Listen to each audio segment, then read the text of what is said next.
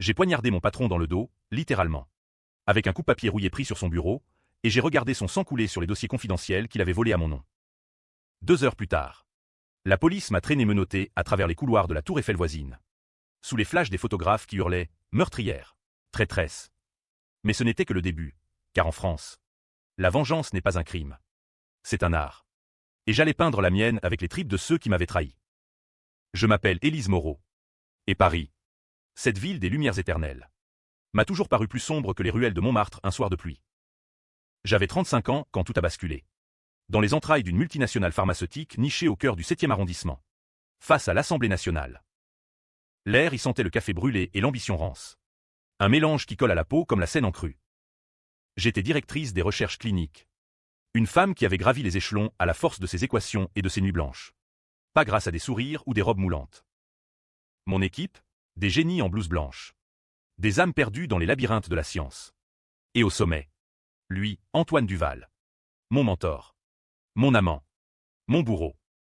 Ça a commencé par un baiser volé dans l'ascenseur. Un soir d'orage en 2018. Antoine, avec ses cheveux poivre et sel et son accent du Sud qui roulait comme un vin de Bordeaux, m'avait promis les étoiles. Élise, tu es mon étoile polaire. Murmurait-il en me serrant contre lui. Nos corps enlacés dans la pénombre de son bureau vitré. J'avais cru à l'alchimie.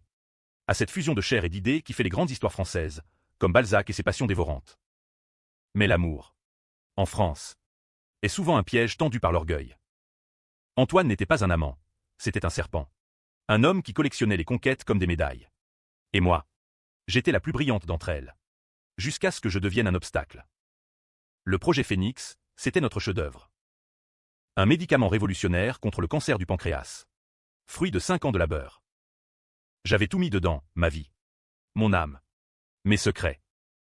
Les nuits à décortiquer des données sous les néons froids de l'Institut Curie. Les week-ends sacrifiés pour des simulations sur des modèles 3D. Antoine supervisait. Bien sûr. Avec son charisme de tribun. Mais c'était moi qui tenais les rênes. Les résultats préliminaires étaient stupéfiants, un taux de rémission de 87% en phase 2. La presse en parlait déjà. Les investisseurs salivaient. Et puis, un matin de novembre pluvieux, tout s'est effondré. La réunion du conseil d'administration. Une salle aux murs tapissés de velours rouge. Comme un salon du Second Empire. Où les égos se mesuraient à la taille des cigares. Antoine présidait. Rayonnant dans son costume sur mesure. J'étais assise à sa droite. Fier. Prête à présenter les slides finales. Mesdames. Messieurs. A-t-il commencé d'une voix suave. Grâce à l'ingéniosité de notre équipe. Phénix est sur le point de changer la face de la médecine mondiale. Applaudissements polis. Puis, il a tourné la page. Et là, sur l'écran géant, mes équations, mes graphiques, mais sous son nom. Antoine Duval. Seul inventeur. Pas une mention de la mienne. J'ai senti le sang se retirer de mon visage. Antoine. Qu'est-ce que, ai-je murmuré. Mais il m'a coupé d'un regard d'acier. De ceux qui disent, tais-toi. Ou tu perds tout. Le conseil a hoché la tête. Impressionné. Et moi, j'étais effacé. Comme une note de bas de page dans un roman de Proust. Pire, 5 minutes plus tard. Il a annoncé les anomalies dans les données. Des fraudes. Des manipulations statistiques. Malheureusement, Élise Moreau, notre ancienne directrice, semble impliquée dans ces irrégularités. Nous devons, pour protéger l'intégrité de Duval Pharma, la suspendre immédiatement. Suspendue? Non. Licenciée. Devant tout le monde. Les murmures ont enflé comme une vague de la Manche. Traîtresse, a sifflé un actionnaire. Un vieil aristocrate aux lèvres minces. Une femme du marketing, que j'avais promue, a détourné les yeux, rouge de honte. Antoine, impassible, a fait signe à la sécurité. 2 gorilles en costard m'ont escorté hors de la salle. Mes talons claquant sur le marbre comme des coups de feu. Dehors, la pluie fouettait les Champs-Élysées. Et les paparazzis étaient déjà là, attirés par l'odeur du scandale. Mademoiselle Moreau, parlez-nous de la fraude, hurlait-il. J'ai foncé dans un taxi, les larmes brûlantes, jurant sur la Vierge de Lourdes que je ne plierais pas. Mais la trahison ne s'arrêtait pas là. À la maison, dans mon appartement haussmannien du Marais, j'ai ouvert mon ordinateur. Les emails d'Antoine, des échanges avec un labo concurrent en Suisse. vendant nos formules pour 2 millions d'euros. Et pire, des preuves qu'il avait altéré les données pour me faire porter le chapeau. Pourquoi? Parce que j'avais refusé son ultimatum la veille. Élise, épouse-moi, ou je te détruis. J'avais ri, pensant à une blague. C'était une sentence. Les jours suivants ont été un cauchemar kafkaïen. La presse people m'a dépecé, la sorcière de la santé publique. Titrait Le Figaro. Mes comptes gelés. Mon nom rayé des annuaires scientifiques. J'ai erré dans les rues de Paris. De la Bastille à Notre-Dame. Cherchant un sens à cette chute. Une nuit. Ivre de vin rouge dans un bistrot de Belleville. J'ai croisé un ancien collègue. Pierre. Un statisticien aux yeux tristes. Élise. Antoine a un secret. Il n'est pas qui tu crois. Pierre m'a glissé une clé USB, des enregistrements audio. Antoine. Riant avec son avocat. Elle portera le chapeau pour l'affaire des essais cliniques bidons de 2015. J'ai tout arrangé. L'affaire de 2015. 5 patients morts lors d'un essai sur un antidiabétique. Duval Pharma avait étouffé le scandale. Accusant un sous-traitant anonyme. Mais les voix sur la bande, c'était Antoine qui avait falsifié les rapports. Et moi, j'étais arrivé 6 mois après. Innocente. Mais il m'avait fait signer des documents rétroactifs. J'avais gigné le crime sans le savoir. Une marionnette dans son théâtre des ombres. La rage m'a consumé comme un feu de joie à la fête de la musique. Je n'allais pas me suicider dans la Seine. Non. J'allais le noyer dans son propre poison. La vengeance. En France. N'est pas brute, c'est une danse macabre. Un menuet de mensonges et de révélations. J'ai commencé par me réinventer, un job freelance comme consultante en bioéthique pour une ANG à Lyon. Loin des projecteurs. Mais proche des archives. J'ai fouillé. Creusé. Contacté des whistleblowers anonymes via des forums cryptés. Chaque nuit. Dans ma chambre aux rideaux de dentelle. Je tissais ma toile. 2 semaines après mon renvoi. Mon téléphone a sonné. Numéro masqué. Élise. C'est Antoine. Reviens. J'ai besoin de toi. Phénix. C'est rien sans toi. Sa voix tremblait. Brisée. Comme un vinyle rayé. J'ai ri. Un rire qui aurait fait pâlir Sade. Trop tard. Mon amour. Le bal commence à peine. Les rues de Lyon bruissaient d'un automne précoce. Les feuilles mortes craquant sous mes bottes comme des os brisés. J'avais loué un studio minuscule près de la confluence du Rhône et de la Saône. Un nid d'aigle pour observer sans être vu. Antoine suppliait toujours, des messages vocaux larmoyants. Des fleurs livrées par coursier, des roses noires. Ironie du sort. Je t'aime. Élise. C'était une erreur. Le conseil veut ta tête. Mais je te protège. Protégé, il voulait me ramener pour me sacrifier à nouveau. Pour que je signe les aveux qu'il avait préparés. J'ai effacé les messages. Mais gardé les fleurs, séchées. Elles feraient un joli poison pour son ego. Mon plan se dessinait en ombre chinoise. D'abord. Le secret de 2015. Les familles des victimes, 5 âmes perdues.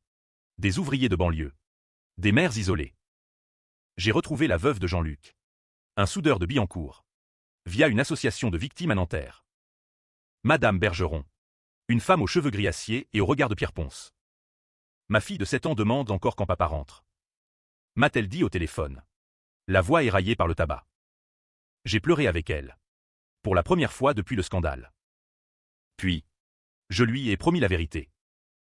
En échange d'un témoignage. Antoine l'avait su. Bien sûr. Il m'espionnait, un détective privé. Un certain Moreau, ironie cruelle. Même nom que moi, m'avait filé de Paris à Lyon. Je l'ai semé dans le métro. Feignant un rendez-vous galant avec un inconnu barbu. Mais il était rusé. Ce serpent. Une semaine plus tard. Un article anonyme dans Libération, l'ex-directrice de Duval Pharma complote sa revanche. Contact suspect avec des familles endeuillées. Les trolls en ligne m'ont lapidé, plus de vengeresse. Sorcière qui mérite la guillotine. En France. Le scandale est un sport national. Et j'étais la balle. Pourtant. Ça m'a galvanisé. J'ai contacté un avocat. Maître Lefebvre. Un requin du barreau parisien, connu pour avoir fait tomber un ministre dans l'affaire Cahuzac. Cheveux blancs. Cigare éternel. Il m'a reçu dans son cabinet de la rue de Rivoli. Entouré de portraits jaunis de Robespierre. Mademoiselle Moreau. La trahison est le sel de notre République. Mais prouvez-moi le mensonge. Et je vous ferai reine. La clé USB de Pierre, il l'a écouté. Yeux plissés. C'est de l'or. Mais Duval est protégé. Des amis au placé. Un cousin au Quai d'Orsay. Les amis. Ah. Les amis d'Antoine. Sa femme. Claire. Une héritière de Champagne. Blonde platine et sourire de Mona Lisa. Qui fermait les yeux sur ses infidélités. Son associé. Marc. Un banquier aux ongles manucurés qui blanchissait l'argent des brevets volés. Et la sœur. Isabelle. Une juge à la Cour de cassation. Qui avait enterré l'enquête de 2015. Une famille unie par le sang et le scandale. Comme les Médicis en Toscane. Mais transplantée à Versailles. J'ai décidé de frapper Isabelle en premier. Une infiltration subtile, un faux profil sur LinkedIn. Sophie Laurent. Journaliste indépendante pour Le Monde. Des messages polis. Une invitation à un café off the record sur l'éthique pharma. Elle a mordu. Vaniteuse qu'elle était. Rendez-vous au Procope. Le plus vieux café de Paris. Où Voltaire s'empoisonnait le foie. Isabelle. En tailleur Chanel. A déversé son fiel. Ma frère est un visionnaire. Élise. Vous, une ambitieuse qui a trébuché. J'ai souri. Enregistré discrètement. Et les morts de 2015? Des dommages collatéraux. Elle a pâli. Ne jouez pas à ça. Vous n'avez rien. Mais j'avais tout. Le soir même. J'ai envoyé l'enregistrement à un blogueur influent. Vérité Pharma. Un anonyme qui avait 50 000 followers. L'article a explosé. La juge Duval couvre-t-elle les crimes de son frère? Twitter, ou X. Comme on dit maintenant, a flambé. Duval guette. Isabelle a nié. Bien sûr. Accusant une campagne de diffamation orchestrée par une ex-amante jalouse. Jalouse? Non. Vengeresse? Oui. Antoine a rappelé. Furieux cette fois. Espèce de salope. Tu vas pourrir en prison pour chantage. J'ai laissé le répondeur tourner. Imaginant son visage rougeau. Ses veines saillant comme des cordes de guitare. Mais il louchait déjà sur la suite. Claire m'a contacté via une intermédiaire. Reviens. Élise. Antoine est brisé. Il avouera tout si tu signes un NDA. Un non-divulgation agrément, pour enterrer le cadavre encore chaud. J'ai ri dans le vide. Claire. La parfaite épouse. Cachait son propre secret, un amant. Un jeune acteur de la comédie française. Qu'elle finançait avec l'argent des brevets volés. La danse s'accélérait. J'ai volé à Paris incognito. Perruque rousse et lunettes fumées. Style film de Melville. Rencontre avec Claire au jardin des Tuileries. Sous un ciel de plomb. Elle était nerveuse. Triturant son collier de perles. Élise. Je sais pour l'affaire de 2015. Antoine m'a tout dit. Aide-nous. Et je divorce. Tu auras la moitié. Moitié de quoi? De la ruine? Non. Elle offrait un chèque, 500 000 € pour mon silence. J'ai pris le chèque. Souris. Et les déchiré sous ses yeux écarquillés. Garde ton champagne. Claire. Moi. Je préfère le sang. Ce soir-là. Premier coup de théâtre. J'ai publié les emails suisses sur un site miroir. Anonyme. Les formules de Phoenix. Vendues au plus offrant. Les actions de Duval Pharma ont chuté de 15% à l'ouverture de la bourse. Antoine a fait une crise en direct à BFM. C'est une attaque terroriste industrielle. Terroriste? Moi? J'étais la justice poétique. La Marianne vengée. Mais il contre-attaqua. Vicieux. Un soir de brume sur la Saône. Mon téléphone a sonné. Pierre. Mon allié. Élise. Fuis. Ils savent pour la clé USB. Marc a payé un hacker. Trop tard. Des coups à la porte. Pas la police, des hommes de main. Envoyés par Marc le banquier. Ils m'ont plaqué au sol. Un couteau sur la gorge. Duval dit bonjour. Arrête. Où ta fille paie? Ma fille, j'en avais une. Camille. 16 ans. En internat à Aix. Un bluff? Non. Ils avaient sa photo. La peur m'a gelé. Puis enflammé. J'ai mordu la main qui me tenait.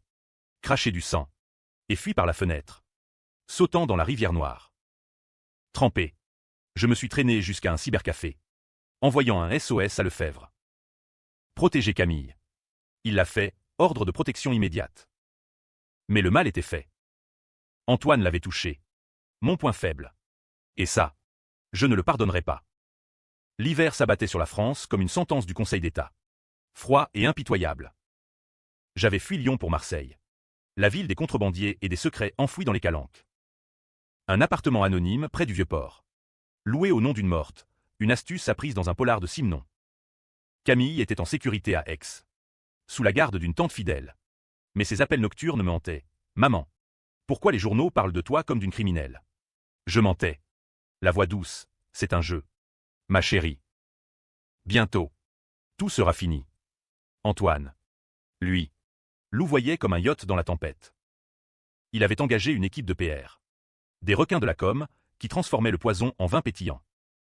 Interview exclusive dans Paris Match, Antoine Duval. L'homme trahi par l'amour. Photo en noir et blanc. Lui pensif devant la tour Eiffel. Claire à son bras comme une icône de mode. Élise était ma muse.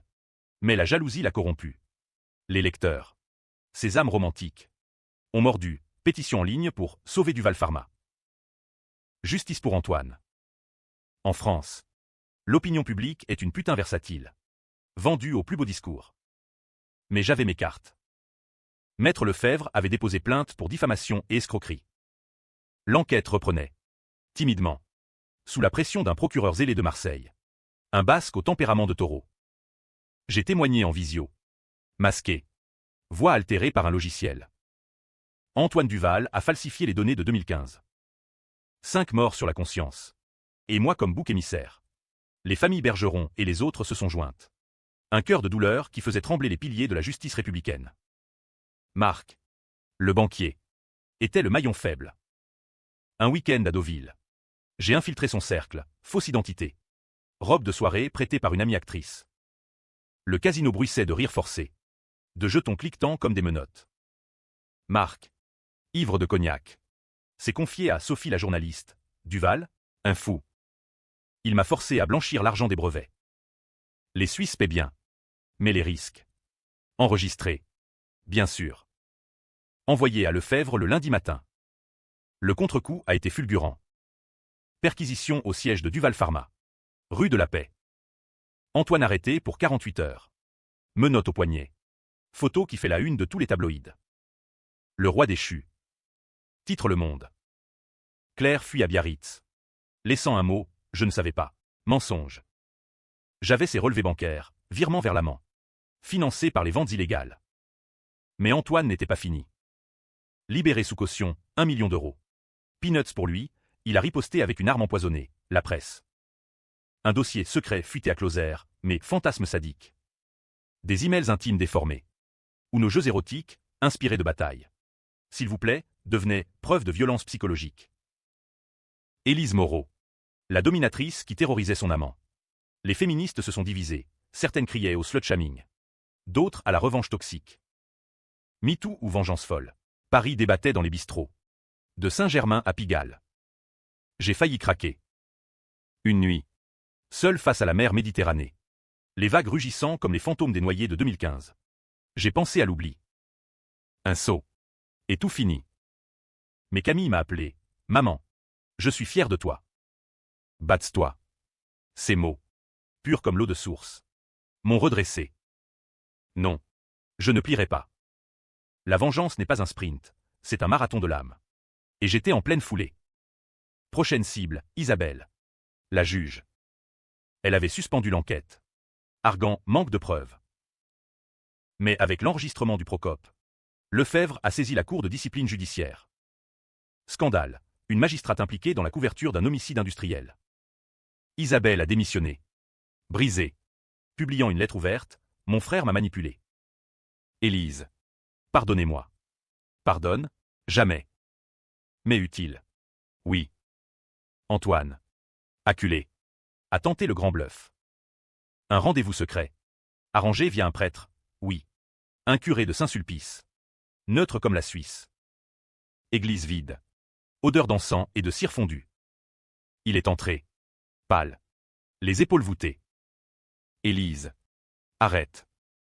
Je plaide coupable. Tout pour toi, la fortune. La vérité. Ses yeux. Ses yeux qui m'avaient ensorcelé. Suppliaient. J'ai sorti le coupe-papier, pas pour le tuer. Pas encore, et tracé une ligne sur sa joue. Du sang perle. Une larme rouge. Tu as touché ma fille. Pour ça. Tu paieras double. Il a hurlé. Mais le prêtre a calmé le jeu. Paix. Mes enfants. Paix, en France. La paix est une illusion. Un armistice entre deux guerres. Antoine est parti. Marqué. Et j'ai su, le point de non-retour. De retour à Marseille. Les ombres s'allongeaient. Marc s'est suicidé, ouais. Accident de yacht, en mer du Nord. Claire a vendu des secrets à la concurrence pour sauver sa peau. Et Antoine, il préparait son twist. Ce fils de pute. Le printemps pointait son nez insolent sur la Côte d'Azur. Mais pour moi, c'était l'hiver de l'enfer. J'avais migré à Nice. Ville de parfums et de regrets. Où les villes à belle époque cachent des drames comme des bijoux dans des coffres. Lefebvre me tenait au courant, l'instruction avançait. Mais Antoine avait engagé les meilleurs avocats. Une armée de plaideurs en perruque poudrée. Il négocie un deal, aveu partiel contre immunité pour les hauts cadres. Immunité? Pour les meurtriers de 2015? J'ai vomi dans l'évier de ma cuisine. Le goût amer de la bile mêlée à celui du pastis local. Camille m'écrivait des lettres manuscrites. Des trésors d'innocence. Maman. Lis les liaisons dangereuses. C'est comme toi, ruse et passion. Elle avait raison. Laclos aurait applaudi ma valse macabre. Mais la fatigue me rongeait. Un cancer intérieur. Les nuits sans sommeil. Hanté par les visages des morts, Jean-Luc Bergeron. Avec son sourire d'ouvrier fier. J'ai commencé à boire. Du rosé de Provence qui tachait mes rêves. Puis, le coup de poignard d'Antoine. Une convocation, Camille interrogée par la police. Soupçon de complicité. Disaient les flics. Ridicule. Elle n'avait rien vu. Rien su. Mais Antoine avait glissé des preuves. Des faux emails où je lui demandais d'espionner son père, non. Camille n'avait pas de père. Un accident de jeunesse. Mais Antoine avait inventé ça pour la briser. J'ai foncé à Aix. Traversant la Provence en train bondé. Le cœur battant comme un tambour de la Révolution. Au commissariat. Camille. Pâle comme un fantôme de la Camargue. M'a serré dans ses bras. Maman. Ils disent que tu es folle. Folle? Non. Lucide. J'ai exigé un avocat. Et Lefebvre a débarqué. Furibond. C'est du harcèlement. Du Valpera. Mais le mal était fait, Camille traumatisée. Me suppliant d'arrêter. Rends-toi. Maman. On recommencera ailleurs. En Bretagne peut-être. Rendre, jamais. Cette nuit-là. J'ai craqué l'allumette. Infiltration finale. Le gala de charité de Duval Pharma. Au Grand Palais. Sous les verrières Art Nouveau. Thème, lumière de l'espoir. Ironie. J'y suis allé en tant qu'invité d'un donateur fictif. Robe noire fendue. Maquillage de guerre. Antoine trônait. Smoking impeccable. Toaster des orphelins du cancer. Claire absente. Isabelle en disgrâce. Il m'a vu. Bien sûr, ses yeux se sont écarquillés comme des phares dans le brouillard. Élise. A-t-il murmuré en m'entraînant dans un alcôve. Tu es magnifique. Reviens. Tout est pardonné. Pardonné? J'ai sorti une enveloppe, les vraies preuves. Compilée par Lefebvre. Signe ça, aveu complet. Restitution des brevets. Indemnité aux familles. Où je balance tout ce soir. Devant tes donateurs. Il a ri. Un rire de hyène. Tu bluffes. Tu n'as rien sur moi pour 2015. C'était Marc. Mensonge. J'avais les bandes. Les transferts. Mais il a louché, un geste discret. Et 2 agents de sécurité m'ont cerné. Mademoiselle. Veuillez nous suivre. Bagarre dans les toilettes dorées, coup de genou. Fuite par les cuisines. Où les marmitons m'ont aidé, la rumeur de ma cause avait filtré. Dehors. Sous la pluie fine. J'ai couru jusqu'à la Seine. Non. Jusqu'à la station de métro. Et là. L'idée, le direct. J'ai hacké, via un contact geek de l'ENS, le stream du gala. Mon visage sur les écrans géants, Antoine Duval est un assassin. 5 morts en 2015. Et moi. Son bouc émissaire. Voici les preuves. Les fichiers défilent, audio. Email. Graphiques falsifiés. Le public hurle. Chaos. Antoine. Blême. S'effondre en direct. Non. Élise. Les flics arrivent. Mais trop tard, le monde entier regarde. Vérité Duval explose. Trending mondial. Les suites, apocalyptiques. Duval Pharma suspend ses opérations. Action à 0. Antoine inculpé pour homicide involontaire aggravé. Fraude. Extorsion. Isabelle démise. Claire ruinée. Fuyant en Suisse avec son amant. Les familles reçoivent des compensations, 10 millions chacune. Forcées par l'opinion. Moi, héroïne pour certains. Terroriste pour d'autres. Les manifs devant le tribunal, libérer Élise. VS, justice pour Duval. Mais le twist couvait. Lors du procès. À Paris. Sous les dorures du palais de justice. Antoine. Menotté. Me fixe. Élise. Tu ignores tout. Son avocat joue la carte, un témoin surprise. Pierre. Mon allié. Je mens pour elle. Élise savait pour 2015. Elle a couvert Duval pour l'amour. Faux. Pierre. Corrompu? Non, forcé. Antoine avait enlevé sa femme. Menacé. Preuve, une vidéo floue. Pierre suppliant. Le tribunal bascule. Doute semé. Le jury, des bourgeois de Neuilly, hésite. Moi. Accusé de complicité? Le procès à charge inversée. Lefebvre hurle, mensonge. Mais les médias titillent, l'amour criminel, Élise et Antoine. Un duo maudit. Je craque en cellule. Pour la première fois. Était-ce vrai? Avais-je su? Au fond, les doutes rongeants comme un acide. Camille visite. Maman. Bats-toi. C'est lui. Le monstre. Oui. Mais le venin s'infiltrait. L'été 2025 enveloppait Paris d'une chaleur moite. Comme un linceul sur un cadavre en décomposition. Le procès traînait. Un théâtre absurde sous les lambris du 36 quai des Orfèvres. Antoine. Amaigri. Jouait la victime, larmes de crocodile. Témoignage de repentir. Élise m'a manipulé. Moi aussi. Elle voulait le pouvoir. Mensonge. Mais efficace. L'opinion virait, sondage à 52% pour une enquête sur Moreau. Qui est la vraie victime? J'ai tenu. Bec et ongles. Comme une lionne du cirque de Reims. Lefebvre a ramené Pierre, sous serment. Il avoue le chantage. Duval a kidnappé ma femme. J'ai menti pour la sauver. Vidéo confirmée. Otage libéré. Tollé, Antoine accusé de séquestration. Le jury penche. Mais divisé. 3 femmes. Mères de famille. Me regardent avec pitié, et si elle avait su? Les hommes. Plus pragmatiques. Voient le fraudeur. Le jour du verdict. 10 décembre 2025. La pluie martèle les vitraux comme des balles. Antoine. Debout. Me fixe, un sourire en coin. Ce sourire de 2018. Tu perds. Élise. Le président lit, Antoine Duval. Coupable de fraude aggravée. Homicide involontaire. Extorsion. Peine, 20 ans ferme. Applaudissements des familles. Moi, acquitté. Mais, recommandation de thérapie pour troubles obsessionnels. Dehors. Chaos. Manif pro et anti. Gaz lacrymogène sur le Pont-Neuf. Camille m'embrasse. On rentre. Maman. À la maison. Maison, mon appartement du Marais. Squatté par les huissiers. Duval Pharma en faillite. Mais les brevets sauvés. Redistribués à l'Inserm. Phoenix sauve des vies. Ironie ultime. Mais le twist final. Celui qui hante les dîners en ville. Une lettre d'Antoine. De Fresnes, Élise. Tu as gagné. Mais souviens-toi, en 2015. C'était toi qui as validé les données. Ton paraphe. Sur le rapport final. Je t'ai protégé. Joint, photocopie. Mon paraphe? Vrai. J'avais signé. Pressé. Confiante en lui. Savais-je? Subconscient. Peut-être.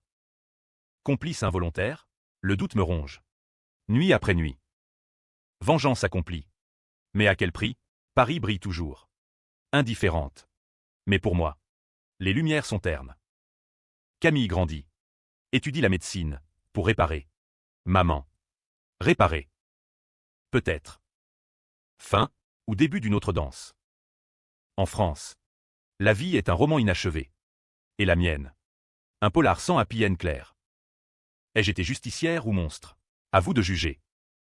Moi. Je bois un café noir aux fleurs. Et j'attends la suite.